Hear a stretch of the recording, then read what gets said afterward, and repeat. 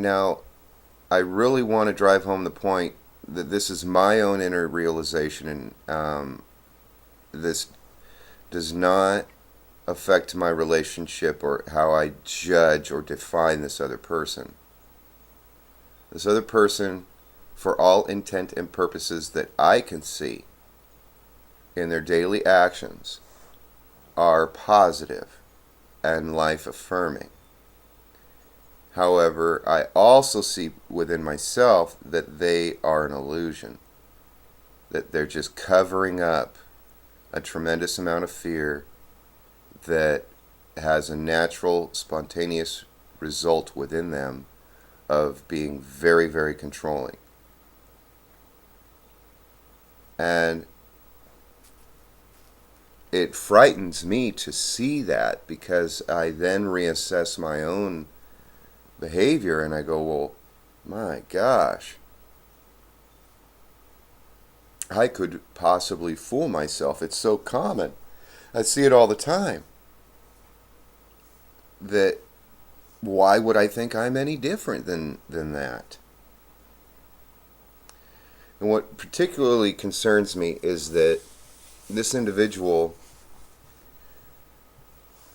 purposefully got themselves healthy in a direct response to being pissed off at the person they dedicated their life to. They dedicated their life to this person. This person didn't measure up.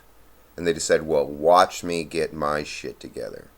And they got their shit together, supposedly, on the outside. They got their career going. They got their body in excellent shape, probably the best shape that it's been in, that it had been in decades and decades, possibly even their whole life. And I totally recognize this, because when I went through my loss, I started a physical regimen that totally shifted my whole body into a high form of condition that I had never experienced before, not even in my youth. But for me, when I did this, it was for the possibility that in the future I may be able to just have the strength to bend over and lend a hand. And that if at any time in the future I would be needed by someone physically, I would be able to resolve what I could with my physical disability. But what I observed in this individual was that as soon as they got their physical together and their financial, their financial was always a mess. They latched on to a person that would resolve their financial, and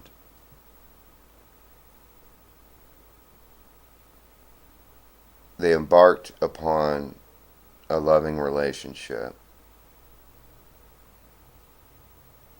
And it is truly loving. It's something worthy of recognition and respect, even though it was born out of self-deception. And they took advantage of another person that was looking for this love relationship to resolve the loneliness.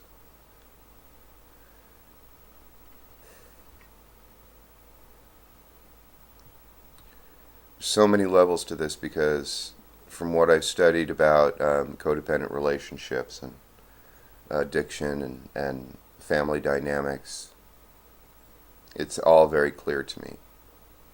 But I don't want to disrespect the lives that are involved in this. The lives that are involved in this are just brilliant people with kind hearts trying to live the life as best they can.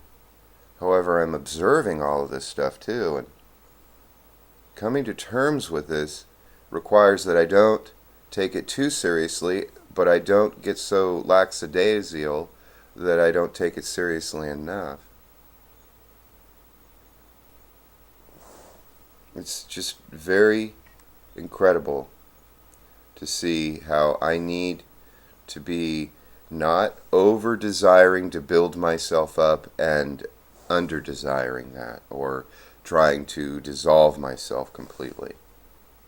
I remember a point when I was doing some intense yoga stretches, and it was like 3 hours a day, and I was going on my own path. I actually had yoga teachers come up to me and say, "Who's your teacher?" And I spontaneously said, "My pain," because I was in so much pain at the time that I didn't have a teacher, and I was doing very, very advanced yogic stuff, and I didn't even know I was. And I realized it at this point because I would go into this trance state. About halfway through, I would go into this trance state, and I knew I was in this trance state. I was having seemingly out-of-body experiences that were supported by, it was like, it was supported by objective facts, where I would be like remote viewing somebody else's conversation that I knew, and then I'd go and meet them later in the day, and they'd say, "Yeah, that's exactly what happened." But I reached a point where I realized, if I keep doing this, I'm going to, in my definitions at the time, I said to myself, I'm going to vibrate right off the planet if I keep doing this stuff. And that's when, about the time I came in contact with Spengler, and he was talking about tension and how an adult human being with consciousness resides in a state of tension.